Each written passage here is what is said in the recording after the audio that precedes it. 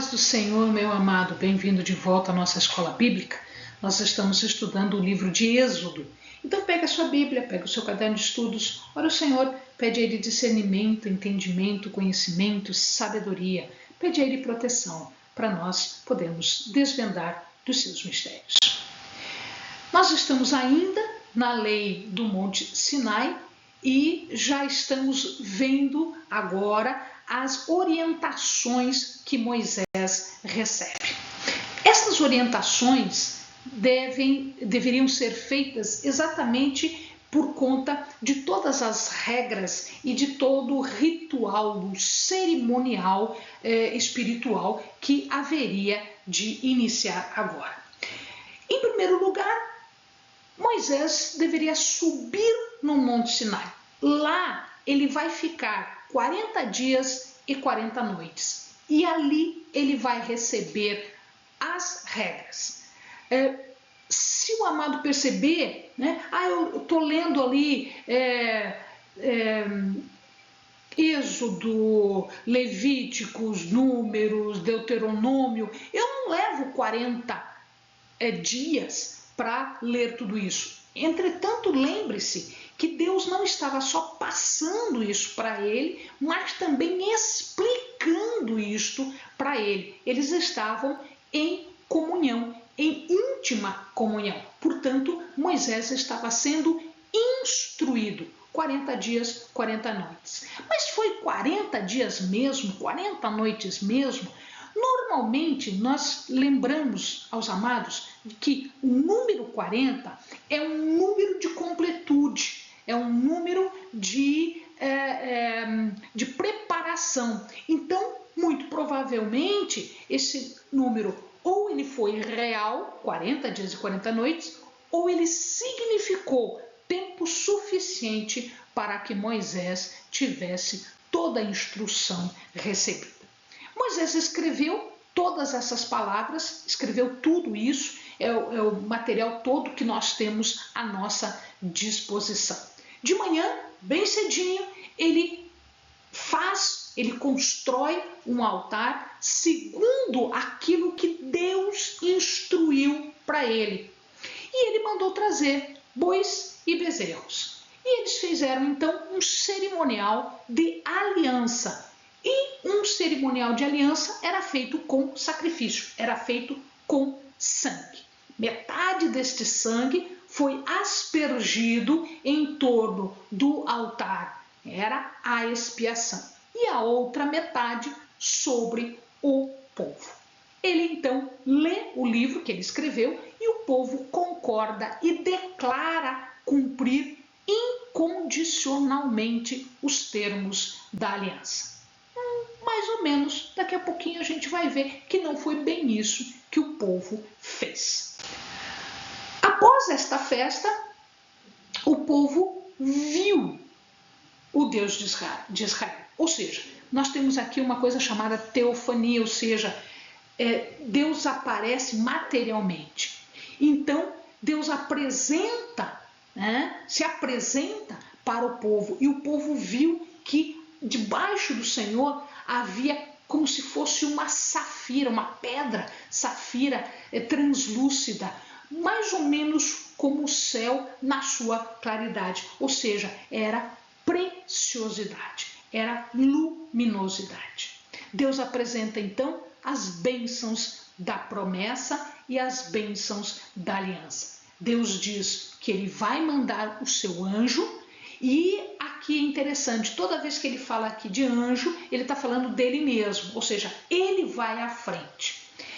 Ele diz que vai haver abundância de pão, então não haveria fome para o povo, não haveria doença, haveria saúde e ele lhes daria uma terra extensa, que é aquela terra que foi prometida para Abrão, Isaque e Jacó.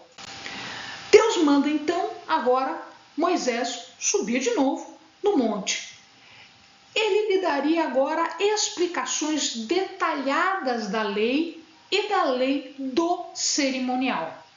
Moisés, Arão, Nadab, Abiú, mais 70 40 anciãos e o próprio Josué vão até o monte.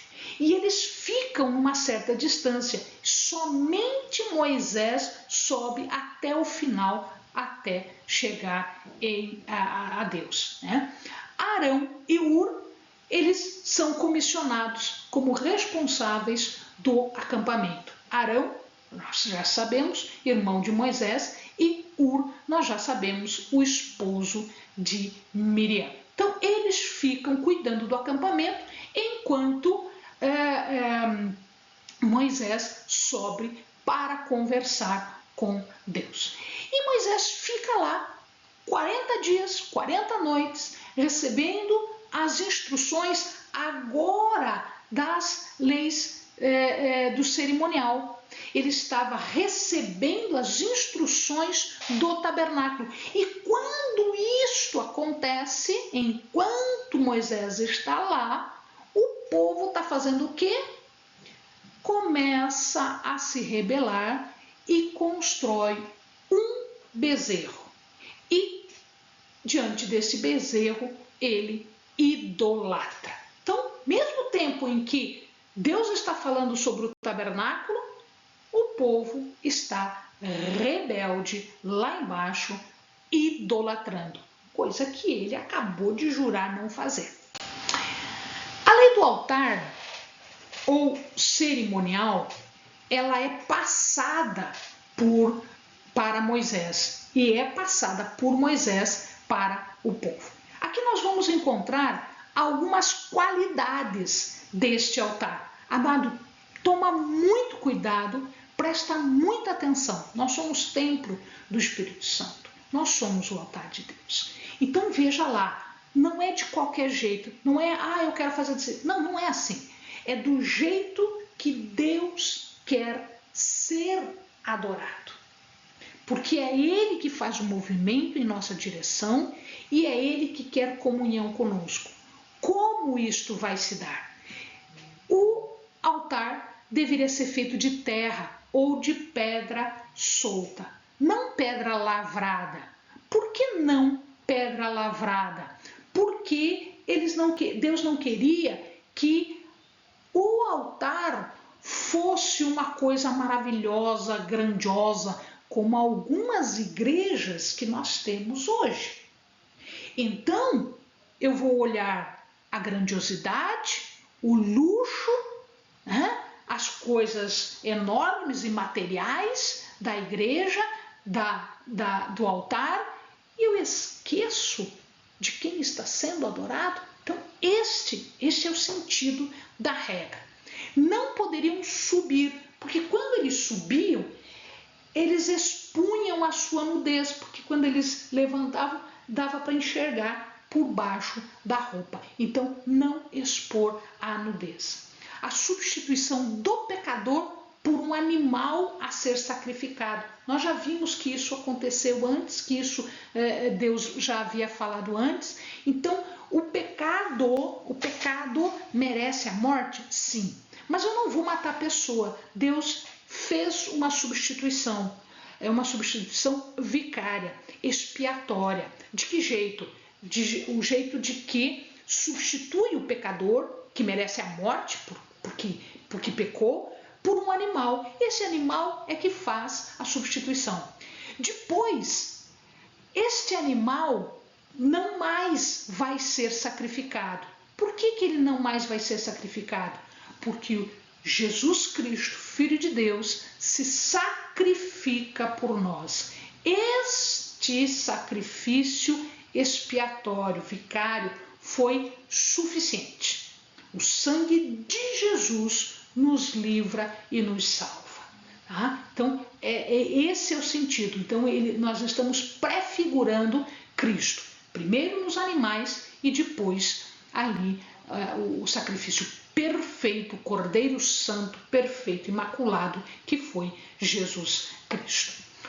O primeiro holocausto era feito para a remissão dos pecados. Depois se faziam os demais sacrifícios. Então, primeiro eu peço perdão, primeiro eu sou purificada dos meus pecados. Depois eu continuo adorando.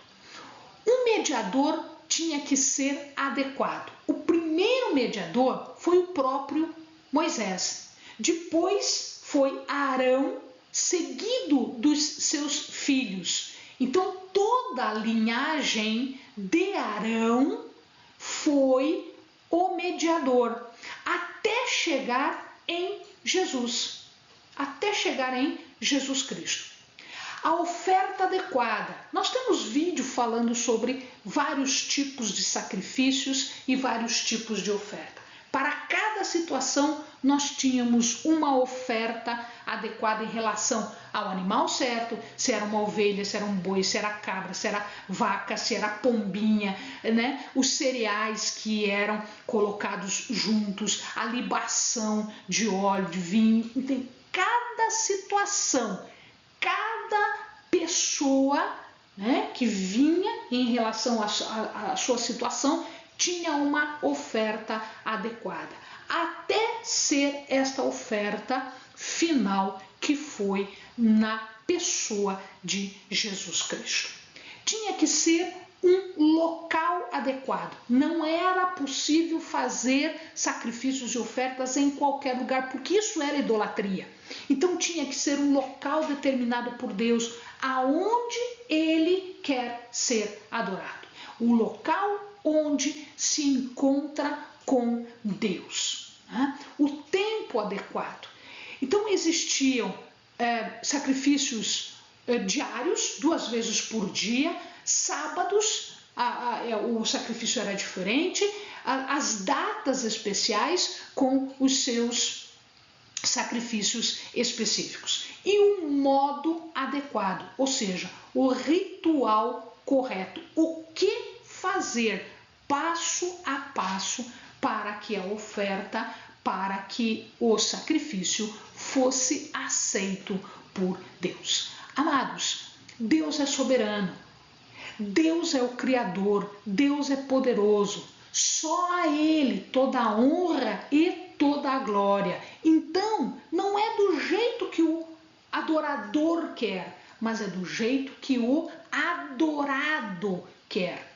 Aquele que é soberano, aquele que é poderoso, ele diz como ele quer ser adorado, como ele quer ser lisonjeado.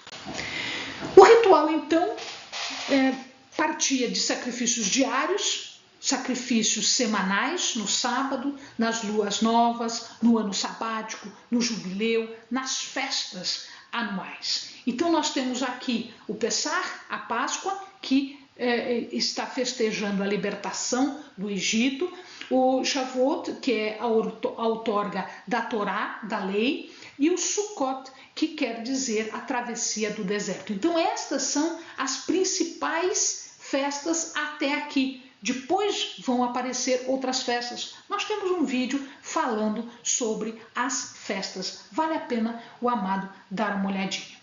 As primícias, então, eram trazidas em cestas de trigo, de cevada, de figo, de uva, de romã, de azeitona, de tâmara, ou seja, o produto da terra, os primeiros produtos da terra.